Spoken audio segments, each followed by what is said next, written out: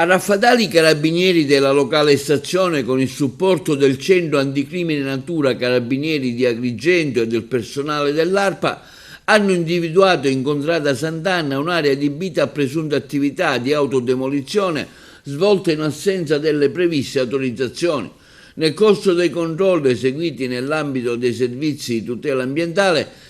i carabinieri hanno rinvenuto su un terreno privato numerosi veicoli fuori uso e parti meccaniche accatastate, verosimilmente destinati allo smontaggio e al recupero dei componenti. All'interno del sito sono stati sottoposti a sequestro 24 auto e 2 motociclette, 3 furgoni non funzionanti e parzialmente smontati,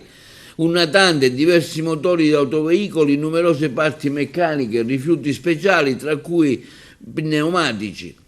Al termine degli accertamenti l'intera area è stata sequestrata e i carabinieri hanno deferito all'autorità giudiziaria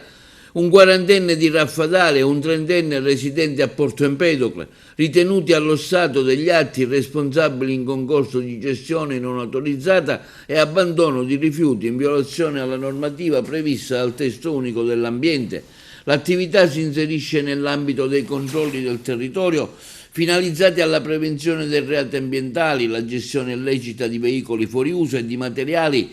potenzialmente inquinanti, se effettuata senza le necessarie cautele e autorizzazioni, determinando contaminazioni del suolo, delle falde acquifere e possibili ripercussioni sull'ambiente e sulla salute pubblica.